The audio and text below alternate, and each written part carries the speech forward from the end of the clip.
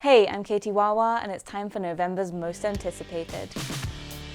So I haven't made one of these roundups in over a year, and I've actually really missed making them. Hopefully you've missed watching them as well. If you're new, these most anticipated videos are where I give a quick rundown of some of the most exciting new music coming out each month. It's November, so days are getting shorter, nights are getting colder, and it's about time to snuggle in with some awesome new albums. So without further ado, let's get to the music. First on my list this month is the fourth studio album from the Darcys, Centrefold.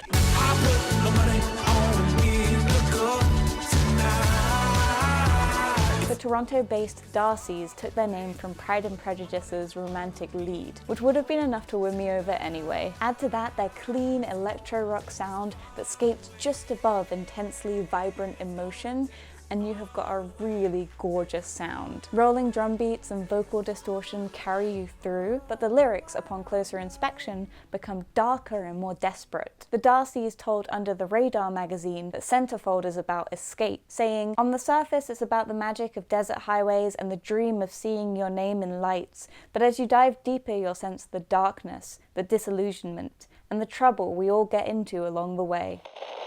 Next up, Sleigh Bells are back with Jessica Rabbit. I can only stare into the field for so long. It feels like forever since Real Real first got stuck in my head, but with their fourth album, Sleigh Bells seem to be abandoning their earlier sound for a deeper, almost paranormal style. Alexis Krauss creates visceral vocals for the single It's Just Us Now, and there's an almost religious or ritualistic aspect to their music. The synths sound almost orchestral, and the slow, deliberate percussion makes for something quite exciting. I've also loved the videos for this album, particularly Icon and the Stare, which has an early 90s aesthetic. Scottish R&B artist Emeli Sandé is releasing her sophomore album this month, Long Live the Angels. Hold tight to sing along. I'm alright, but I could be wrong, baby. If lead single Hurts is anything to go by, Long Live the Angels promises to be a vulnerable yet powerfully honest album. Sandé said that the album was actually influenced by her own Zambian background. The lead single Hurts doesn't leave much uncovered in a tumultuous build of emotion, and I'm intrigued to see which other topics Sandé explores on the LP.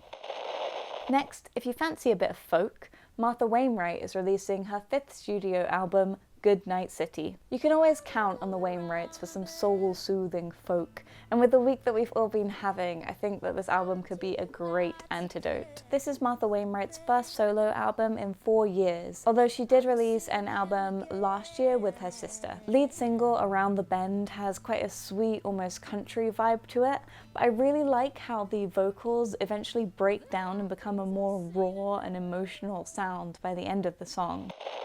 Alternatively, if you're in need of a cathartic release, I'd highly recommend a bit of Swedish death metal, In Flames' new album, Battles. This is In Flames' 12th studio album. Wow. It continues their move towards cleaner vocals and a more alternative metal style. You may know In Flames from their earlier melodic death metal style, which was hugely influential, but they've been steadily dropping the death growl and creating music that is more accessible to a wider range of listeners. Whether you think that that's a good or a bad thing is probably going to affect how you feel about this album quite a lot, because it definitely continues on that route. But as someone who's always preferred clean vocals, I'm pretty excited. The band have also said that Battles will be a lot more positive than their last album Siren Charms, and from the singles that have been released so far, they definitely do pull you up, even though they have titles like The End. Next up, how about a bit of psychedelic folk rock? Wolf People's new album is Ruins.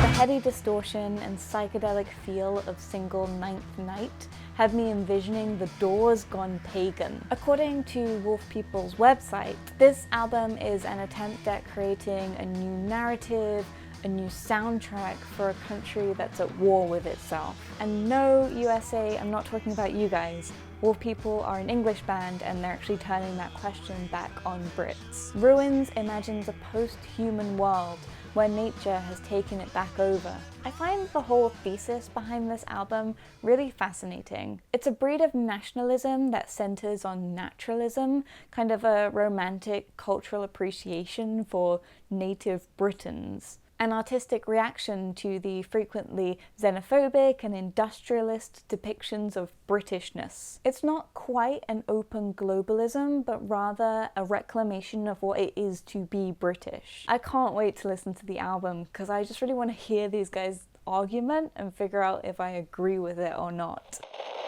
And now for something completely different. Little Mix and their new album, Glory Days. This is a shout out to my ex. So I had to double check this, but apparently Glory Days is actually Little Mix's 4th studio album. Looks like Simon Cowell's got them on a pretty speedy release schedule. Their last offering, Get Weird, was pure pop, and I'm expecting the same from this. Shout Out to My Ex was a great little earworm, and I find that their music just always puts me in a really good mood, which I need right now. This Friday, Sangeeta and I are going to be having a live stream listening party over on her channel for the album. It's going to start at 6 p.m. Eastern Time or 11 p.m. Greenwich Meridian. We'll be going through the album track by track and chatting with you all and just generally having a little party online. These live streams are always so much fun and I really enjoy doing them, so if you are around or if you just see it come up on your phone, definitely come and feel free to join us for a little bit or for the whole thing, whatever you prefer. We'll be there. Next on my list this month is Justice's 3rd studio album, Woman.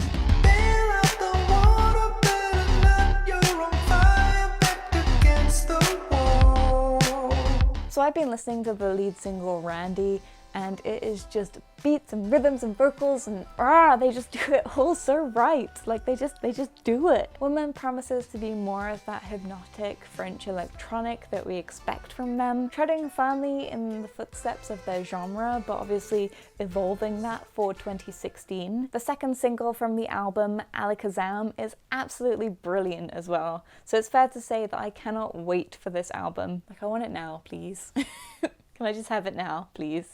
Thank you. Highly Suspect are back this month with their 2nd album, The Boy Who Died Wolf. So Highly Suspect are an American rock band. They're very much in that classic rock style. Apparently they started out as a cover band and you can really hear that absorption of all the rock classics in their music. On one of their singles from this album, My Name is Human, the flow of the vocals really reminds me of Anthony Kiedis, so they can't go far wrong. Finally, one of the most anticipated albums of the season is coming out this month. It's The Weeknd's 3rd studio album, Starboy. I'm trying to put you in the worst mood. P1 cleaner than your church shoes. I found out that the album title is a tribute to David Bowie, which just made my heart grow 2 sizes. The Weeknd's follow-up to last year's Beauty Behind the Madness continues his experimentation with and exploration of modern R&B. The title track features Daft Punk and addresses his sudden astronomical rise to fame, and it's pretty excellent. I also love the album art for this. It's slightly sci-fi, slightly nostalgic, but also very fresh. Everything that The Weeknd has been doing so far has been of such high quality and just constantly innovative, so I'm just so excited for this album to come out at the end of the month. So that's it for this month. Have I left anything out that you're really excited about? And if you've listened to any of these albums already, please do let me know what you thought of them in the comments. I've made playlists on YouTube and Spotify with a track from each of these albums, so the links to those will be down in the description. And if you're free this Friday, then please do come along and join Sangeeta and I for that Little Mix live stream. Again, the link to that will be in the description. If you're not already and you'd like to get a notification whenever I upload a new video, then do remember to click subscribe. Make sure you turn on notifications by clicking on the little bell, and that will actually send you a message. There's this weird YouTube subscription box glitch which is going on at the moment, so just to make sure that you know as soon as I post a video, you can click that bell. Anyway, thank you so much for watching, and I'll see you in my next video. Bye!